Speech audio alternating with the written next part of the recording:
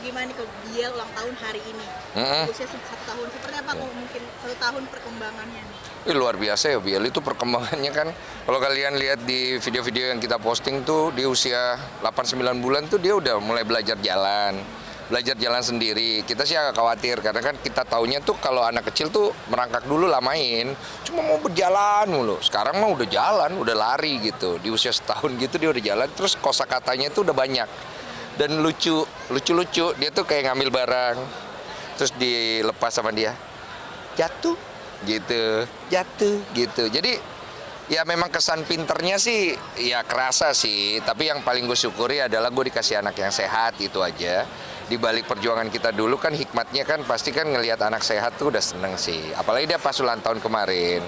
Kita tuh fokusnya bukan kayak bikin acara yang mewah-mewah atau ngambur-ngamburin duit, tapi kita itu ngasih ke pendeta gitu untuk diurapi. Kalau istilahnya iman kita itu dia tuh kita serahkan sama Tuhan untuk didoakan. Nanti pas dia besar dia baru nih memilih, mungkin dia mau pilih agamanya sendiri apa, itu terserah dia.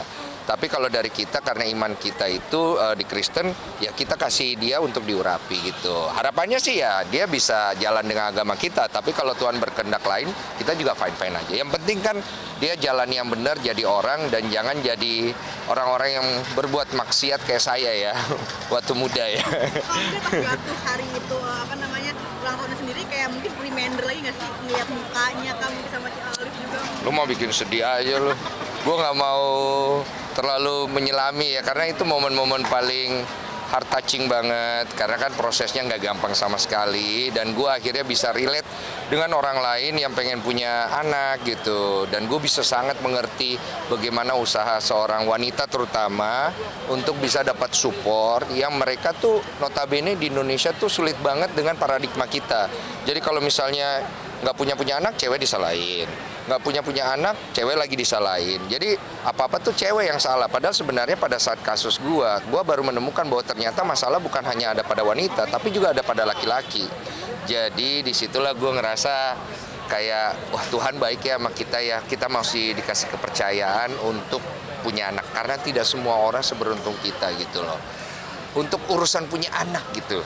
Yang mana kan mungkin orang lain ada yang gampang banget gitu ya, tapi ternyata banyak juga di luar sana yang sulit dapat punya anak. Bahkan ada sahabat kita yang sampai hari ini dia tuh lebih dulu dari kita program dan segala macam, sampai sekarang ini belum dikasih. Jadi kita ngerasa ya bersyukur sekali. Ngeliat mungkin kalau dia tidur kok di hari ulang tahunnya itu seperti apa? Atau nggak ngambil job untuk mau spend waktu seharian sama dia di hari ulang tahunnya apa gimana? Iya, jadi memang gue selalu, jadi sebenarnya ada fakta kecil yang lucu. Gue bagaimanapun gue sibuk, pasti kan gue selalu punya waktu lah buat main sama anak gitu. Tapi kan waktunya nggak banyak. Kadang gue cuman pas pagi bangun, ketemu anak gue main segala macam. Malam nggak ketemu karena dia tidur cepet. Bill itu tidur cepet, jam 8, jam 9 udah tidur. Dan dia nggak bangun-bangun sampai pagi. Nah, kita kan jadi nggak begadang ya. Cuman gue kayak ngerasa kayak gue belum ketemu anak gue, jadi gue ketemunya pas malam dia udah tidur. Jadi gue tuh suka masuk ke kamarnya, terus gue ngeliatin mukanya, tiba-tiba gue doain gitu. Gue doain, ya Tuhan jaga anak ini baik-baik gitu. Aduh sedih gue jadinya gitu. Gue punya momen-momen gitu deh. Badan gede ya bos ya. Biel sendiri apalagi anak cewek. Kenapa emang? Apalagi anaknya cewek kayak ketar-ketir juga. Kalau ketar-ketirnya sih belum terlalu terasa, tapi lebih banyak bersyukurnya. Karena kan dia kan masih usia segitu kan, yang perlu kita concern lebih ke tumbuh kembang aja. Jangan sampai nanti tumbuh kembangnya itu kurang bagus dari segala aspek gitu. Kalau masalah nanti gedenya dengan pergaulannya itu urusan nanti ya guys ya. Pasti sih ada lah masa-masa ketar-ketirnya jadi bapak di situ ya. Coba-coba aja kau laki-laki ya. Bajingan-bajingan kayak aku ini. Mungkin ulang tahunnya sendiri nanti akan gimana? Kalau mungkin berbagi kepada mungkin sesama kah, atau nanti ada pesta? Di ulang tahunnya itu satu yang tadi kita paling utama adalah Tuhan dulu, karena anak ini buat gue namanya itu kan Gabriel lah, adalah kabar bahagia dari Tuhan. Yang kedua adalah dia harus punya waktu bersama dengan teman-teman sekolahnya. Dia udah sekolah. sekolah untuk umur segitu, sekolah bermain gitu loh di alam di mana gitu. Jadi iya, ada sekarang zaman sekarang canggih cuy. Iya. Jadi teman-teman sekolahnya jadi dibikinin acara tuh di mana? Di kayak tempat main anak-anak gitu. Playground lah di situ. Terus kita juga siapin hadiah-hadiah lah buat anak-anak itu. Jadi happy, nanti abis itu gue bawa dia ke orang anak-anak yang nggak punya orang tua supaya dia juga belajar. Oh ada nih yang kayak begini, ada tuh yang kayak begitu. Jadi hidupnya dia lebih seimbang. Dari usia kecilnya gue pengen dia belajar untuk mengenal bumi, sekaligus juga dia belajar untuk jangan sampai akhirnya nanti dia jadi orang yang apa ya kalau gue bilang ya, mengenteng-entengkan gitu ya. Gue nggak mau sih, gue nggak mau anak gue begitu sih gitu. Alasannya sendiri kok mungkin si Biel sendiri nggak dirayain Sebenarnya kalau dirayain mah udah di. Artis kan selebriti anak pertama gede-gedean. Oh, oke. Sebenarnya sih nggak salah juga ya, karena setiap orang itu kan pasti dia punya cara untuk mensyukuri sesuatu. Tapi kalau kembali ke gue, cara gue mensyukuri sesuatu adalah kesederhanaan. Gitu, buat gue dengan dibikinin acara di playground aja buat gue udah mewah gitu loh. Karena konsep mewah kita kan beda-beda. Jadi gue tidak akan membandingkan punya gue lebih bagus dari orang lain, tapi cara gue lebih kepengen sederhana aja. Supaya anak gue tumbuh dengan kesederhanaan dari cara berpikir dan cara menyikapi kehidupan dan perilakunya. Gue nggak mau nih nanti anak gue tumbuh dengan arogansi dia yang merasa dirinya itu serba semua ada.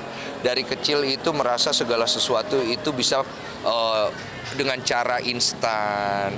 Selama gue punya duit, selama itu gue nggak mau. Jadi gue pengen ngajarin dia benar-benar kesederhanaan dari kecil, dan gue nggak mau sampai dia melewatkan fase itu. Supaya nanti fundamentalnya kokoh pada saat dia nanti dewasa dengan perjalanan hidup dia. Karena gue nggak bisa 24 jam, ibunya juga nggak bisa. Dia tuh bisa bawa diri. Itu aja masih banyak kemungkinan dia bisa bikin salah. Jadi kan paling enggak fundamentalnya ada supaya dia tahu bagaimana punya integritas, tanggung jawab. Bagaimana walaupun nakal gitu dia tetap harus tahu tanggung jawab. Itu aja sih. Mas tahun sendiri alasan di preschool sih Mamanya sih ngelihat kayaknya ini mamanya punya ide bahwa anak ini udah harus belajar untuk memorik dan lain-lain dari usia segitu. Jadi memang mamanya kan lebih akademis ya orangnya. Dan gue juga melihat bahwa itu baik gitu. Dan itu juga nggak terlalu mahal lah untuk ukuran biaya gitu. Tapi agak mahal lah untuk orang nggak mampu ya. Ngerti kok gue gitu. Iya, nggak nyampe. Iya. Tapi sebenarnya intinya ya cuman kayak di ruang terbuka aja sih. Kayak di sungai-sungai mah lu kalau punya sungai di kampung lu mah di situ aja, tapi lu jagain gitu. Jadi belajar mengenal alam aja. Cuma kan di Jakarta kan kurang sungai ya. Jadi kalau nyari-nyari yang kayak gitu kan bayar ya gitu. Itu aja sih. mungkin dari situ sendiri kayak lebih lincah ngomong kak, kok mungkin juga jalannya sendiri ngerangkaknya udah jadi itu karena preschool itu. Mungkin kayaknya karena itu nge-trigger kan si anak itu sensorik memoriknya, dan juga nge-trigger anak itu untuk ngelihat observe banyak hal sehingga dia pengen coba gitu. Bahkan yang paling luar biasa mengagetkan saya pas pertama kali gue bawa dia temenin. Jadi selama ini gue belum temenin, akhirnya gue temenin dia ke sekolah, dia salto men. Salto. Tapi memang itu empuk, tapi dia salto men. Dia lompat terus dia sek gitu. Terus gue, anak gue barusan ngapain ya? Terus yang lain ngeliatin ke gue, bapak-bapaknya kayak, itu anak lu salto cuy. Terus dalam hati gue, apa ini udah biasa di sini ya? Gitu. Jadi kayak anak gue salto men. Itu bukan bahaya ya. Jadi gue nge-lag gitu. Habis itu baru kayak, nah, kayaknya di sini dulu deh, jangan ke situ dulu ya salto gitu. Seru. Sempat mikir awal terlalu dini nggak sih kalau untuk di preschool awal-awalnya gitu? Enggak sih. Menurut gue preschool kan proses belajar untuk anak seusia dia gitu. Setelah itu kan dia masuk ke proses belajar pengembangan otak gitu. Jadi menurut gue nggak ada masalah selama lu masih ada biaya sih, no problem. Kalau lu nggak ada biaya jangan dipaksain. Lagi atau mungkin di cheating ya. Karena kan preschool itu kan sebenarnya bahan-bahan yang lu perlukan ada di sekitar lu. Memorik. Kan memori kan ada tuh bahan-bahannya.